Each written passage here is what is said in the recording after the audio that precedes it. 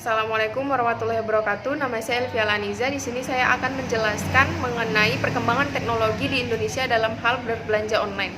Belanja online atau online shop adalah sebuah tempat di mana dilakukannya kegiatan jual beli yang memungkinkan konsumen untuk membeli barang atau jasa secara langsung kepada penjual.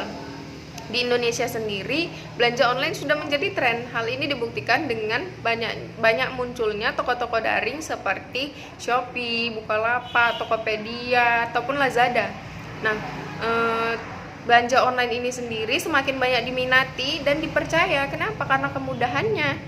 Kemudahannya bagaimana? Misalnya kalau kita berbelanja online, seperti yang sudah kita tahu, berbelanja online itu melalui aplikasi. Nah, nanti di aplikasi ini kita tinggal model ketik-ketik aja. Nanti barang itu datang, uang tinggal kita transfer, nggak perlu kita pergi-pergi ke pasar lagi. Tapi apa cuman ada dampak positifnya? Apa nggak ada dampak negatifnya? Ya pasti ada. Dampak negatifnya itu yang pertama terhadap pelaku-pelaku usaha kecil di pasar. Kenapa gitu? Yang biasanya orang berbelanja ke pasar, orang sekarang lebih memilih untuk berbelanja daring melalui aplikasi. Hal ini menyebabkan penurunan pendapatan terhadap pelaku-pelaku usaha kecil tersebut. Yang kedua, ada dampak terhadap pemerintah.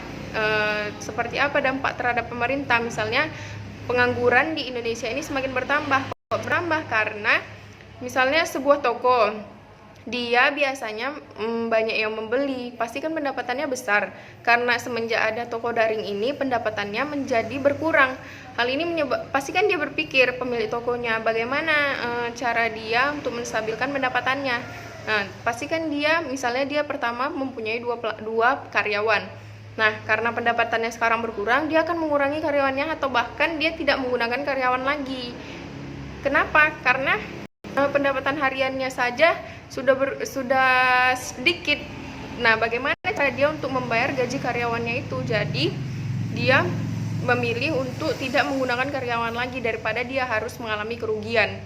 Nah, sebagai saran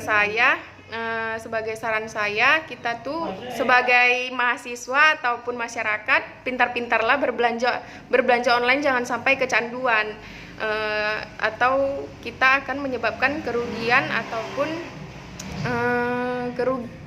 ataupun gimana ya?